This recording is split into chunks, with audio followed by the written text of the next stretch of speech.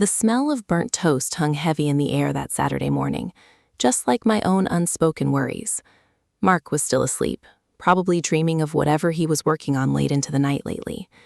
I made myself coffee. The quiet hum of the dishwasher was the loudest thing in our house. We used to fill mornings like this with laughter and plans. Now it felt like a space between sentences that never quite connected. Mark and I had been married 7 years. 7 years of building a life, our little house in the suburbs, our shared dreams, our comfortable routines. We talked about kids sometimes. Not right now, though. Mark was always busy, always had a project. I worked in marketing. My schedule was pretty regular. His was not. He worked in software. Long hours at the office were common, but this felt different. For weeks now, he had been distant. Not physically distant necessarily.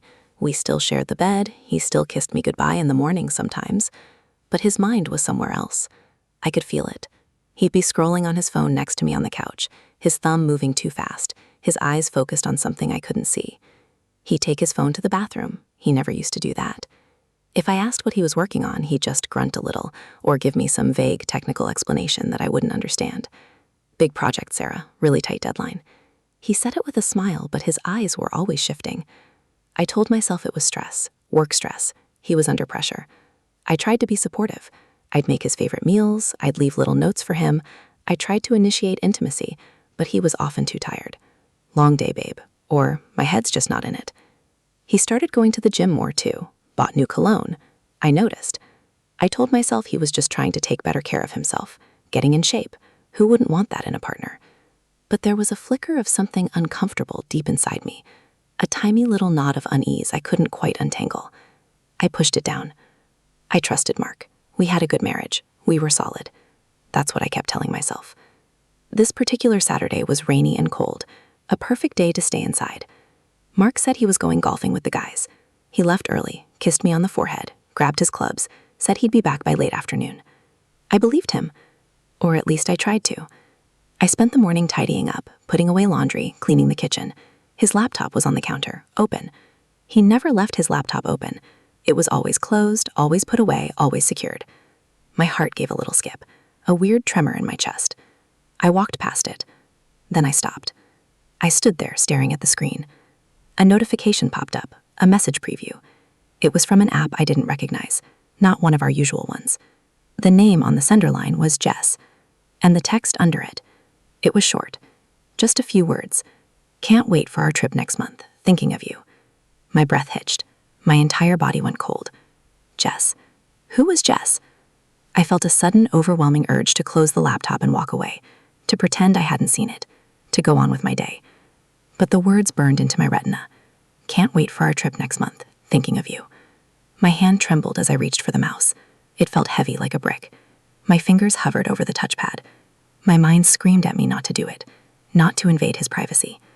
But my heart already knew. It had known for weeks. This was just confirmation. I clicked the app icon. It opened. A list of conversations, and there it was. Mark and Jess. My stomach dropped like a stone. The room tilted slightly. I had to brace myself against the counter. I started reading. First, just skimming, then devouring every word. It wasn't just recent messages. It went back months. Back to when he first started staying late. Back to when he started being distant. Back to when he bought the new cologne. Jess. Jessica. She worked in his office, a junior developer.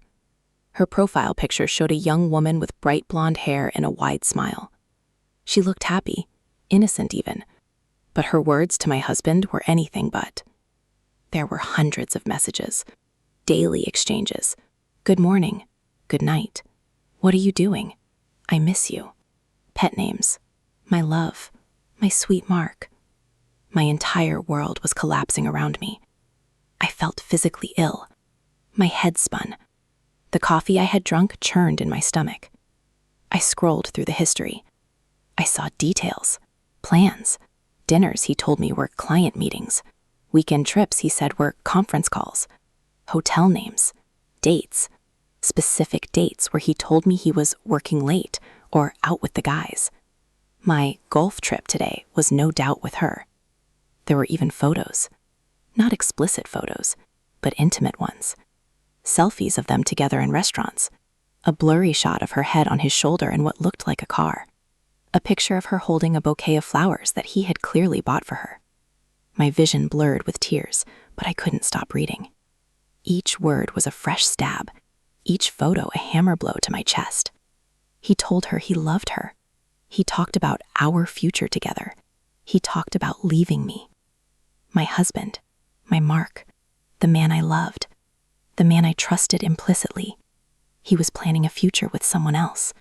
He had been lying to me for months, maybe even longer.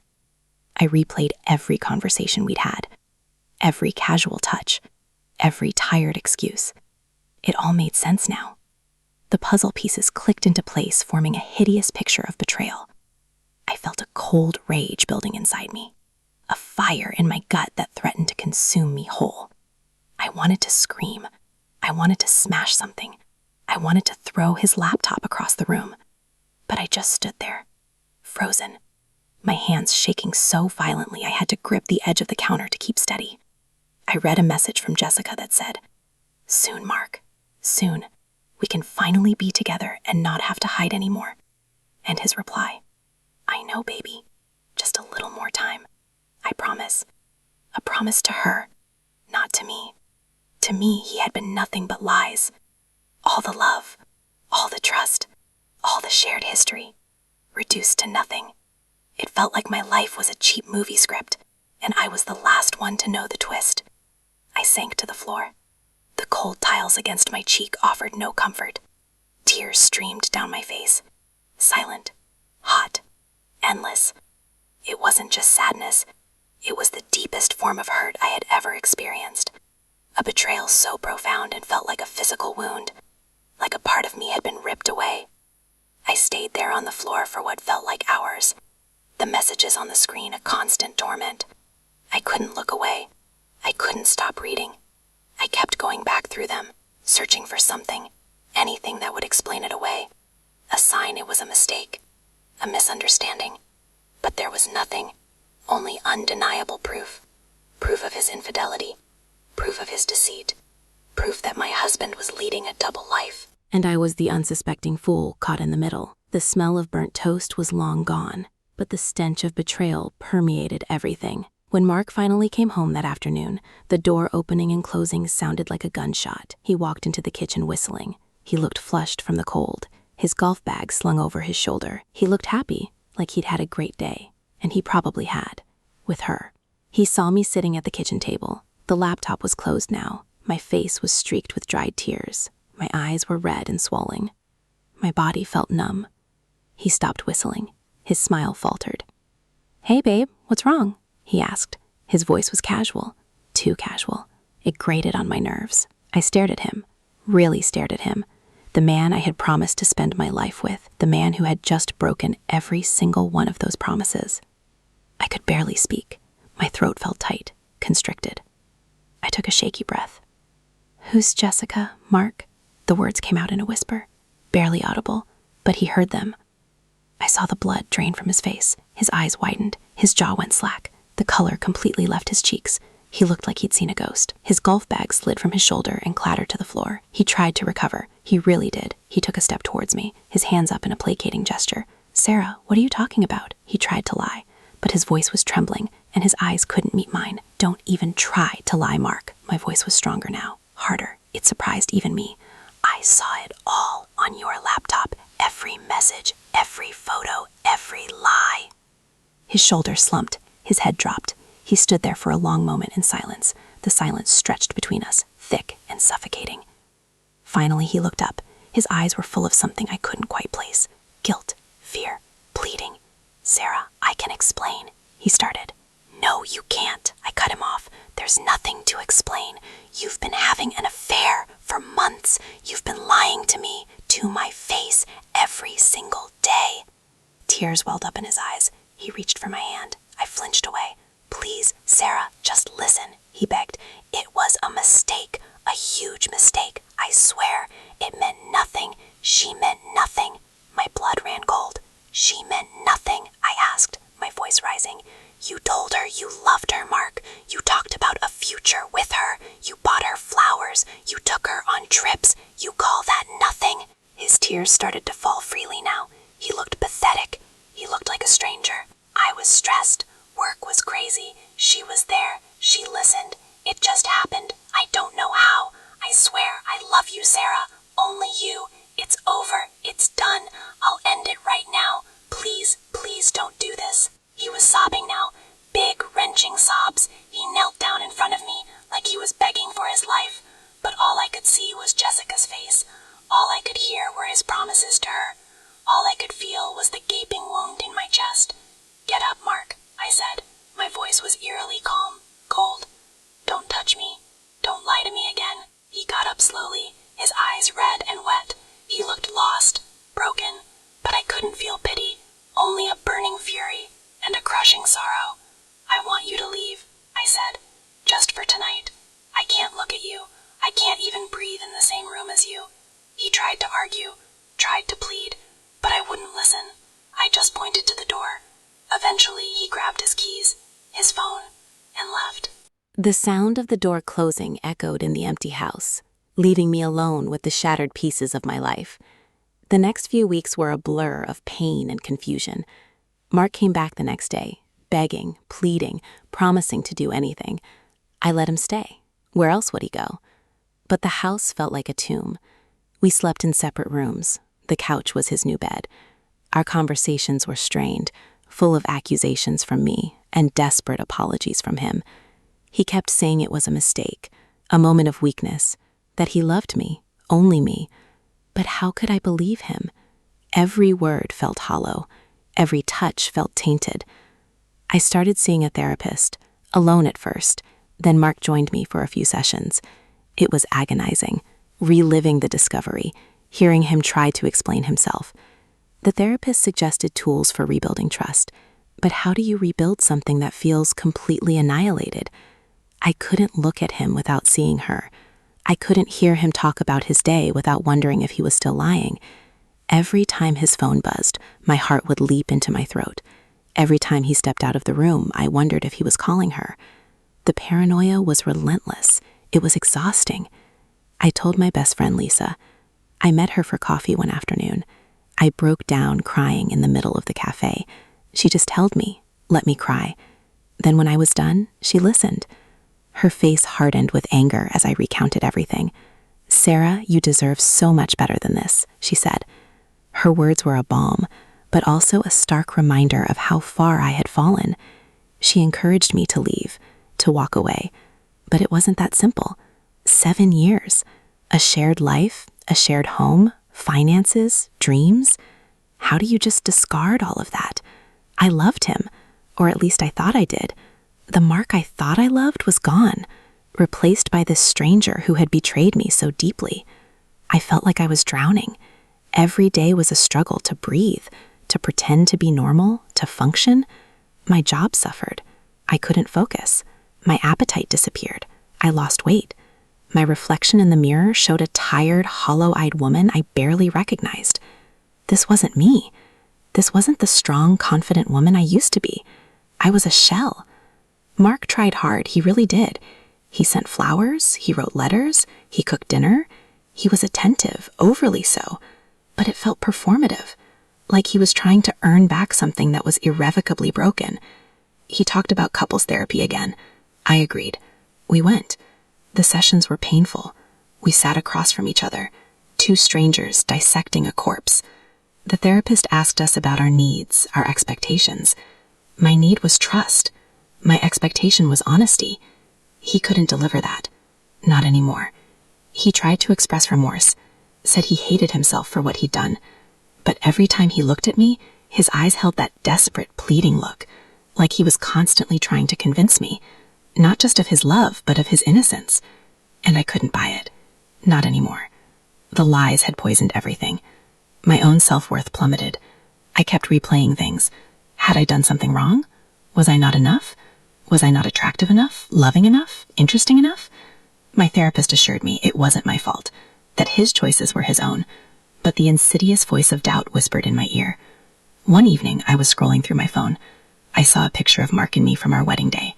We looked so happy, so full of hope. His arm around me. His eyes full of adoration. I remembered how I felt that day, like I was the luckiest woman in the world. And now that picture just brought a fresh wave of nausea. I didn't see us anymore. I saw two naive young people who had no idea what was coming. I saw a lie in the making. I looked at Mark across the living room. He was watching TV, pretending everything was fine. Like we could just sweep it all under the rug, pretend it never happened. But it did happen. And it changed everything. It changed me. I realized in that moment that I couldn't go on like this. This limbo was killing me slowly. I was so caught up in his betrayal, his lies, his apologies, that I had completely forgotten about myself, my own happiness, my own future. I deserved more. I deserved someone who valued me, who respected me, who wouldn't lie to me. The next morning, I woke up with a quiet resolve. The knot in my stomach was still there, but something else had settled in its place. A new kind of strength. I knew what I had to do. I waited for Mark to wake up. He came into the kitchen, poured himself coffee, looked at me, tried to offer a weak smile. I looked him straight in the eye. "Mark," I started. My voice was steady, calm. It surprised him. He paused with his coffee cup halfway to his lips. "I want a divorce." The words hung in the air. The clatter of his coffee cup against the counter as he set it down sharply broke the silence. His face went white again, just like it had that first day. "What? Sarah, no, please, we can fix this," he pleaded. His eyes were wide with panic. "No, Mark, we can't," I said. "It's over. I can't live like this anymore. I can't trust you. I don't even know who you are. And I need to find out who I am again, without you." He argued, he begged, he tried everything. He talked about our house, our life, our future, the future we were supposed to build. But it was all hollow. His pleas had no power over me anymore. The dam had broken, and I was ready to swim free. It was the hardest conversation of my life, and the hardest few months that followed. The legal process, the lawyers, dividing our assets, selling the house we had built our dreams in. It was painful. Every step felt like another shred of my heart being torn away. There were days I cried until I thought I had no tears left. Days I questioned my decision. Days I missed the man I thought he was. But then I would remember the messages, the photos, the lies, and my resolve would harden again. Lisa was my rock. She let me crash on her couch. She brought me food. She just listened. And slowly, ever so slowly, I started to heal. I started to rediscover myself. I started going to the gym for myself, not for him. I started picking up old hobbies. I reconnected with friends I had neglected during the marriage. I started painting again, something I hadn't done for years. Each brushstroke felt like a reclaiming of a piece of myself. The divorce was finalized 6 months later. It felt anticlimactic, just a piece of paper. But it was a new beginning. I found a small apartment downtown, something new, fresh. I furnished it with my own style, not ours, mine. It felt strange at first, sleeping alone, eating alone, making all the decisions for myself. But I also felt empowering. I wasn't whole, not yet. The scars were deep. The betrayal had left a permanent mark. I doubted I would ever fully trust again in the same way. But I was learning to trust myself, to rely on myself, to find my own strength. I still had moments of sadness, moments of anger, moments where I wondered what if. But those moments were fewer and further between. I was moving forward, one step at a time. I was rebuilding, not a marriage, but a life, my life. And for the first time in a very long time, I felt a flicker of hope, a hope for a future I would build for myself, a future free from lies, a future where I could truly be me. And that was enough, more than enough.